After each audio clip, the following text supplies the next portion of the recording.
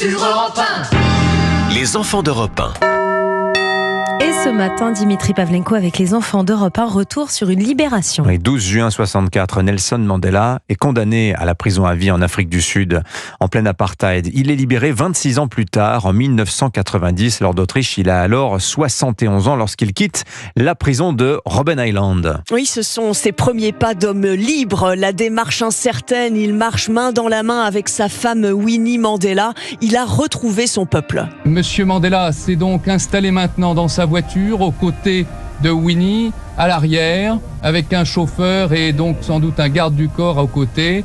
Il salue la foule. La voiture essaye de démarrer, mais il y a tellement de monde. Nelson Mandela avait été incarcéré pour ses prises de position contre les lois d'apartheid en Afrique du Sud. À peine sorti, il va saluer les siens dans le ghetto noir de Soweto à Johannesburg, où se trouve pour Europe 1 François Clémenceau. Il y a autour de moi des dizaines de gens qui sont fous de joie, littéralement fous de joie. Et je peux vous assurer que ça crie de partout, ça chante. Et Nelson Mandela donne sa première conférence de presse d'homme libre. C'est grâce à votre combat, à votre lutte incessante et à votre discipline que je suis enfin de retour parmi vous.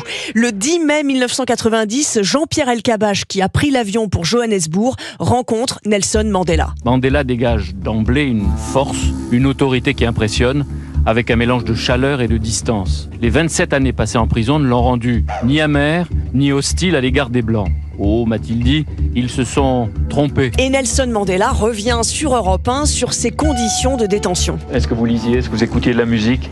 Oui. Nous avons écouté de la musique. Quel compositeur ? Si je puis le dire, parce que le goût personnel est très confidentiel. À qui vous en voulez aujourd'hui ? Je n'ai pas le temps de reprocher quoi que ce soit à qui que ce soit. J'aimerais bien avoir le temps, mais il y a beaucoup de travail à faire. Je suis contre la domination des Noirs, tout comme je suis contre la domination des Blancs. Nous ne pensons pas en termes de couleur. Nelson Mandela deviendra le premier président noir d'Afrique du Sud 4 ans plus tard, en 1994. Merci Lord d'Autriche. Il est l'heure de jouer.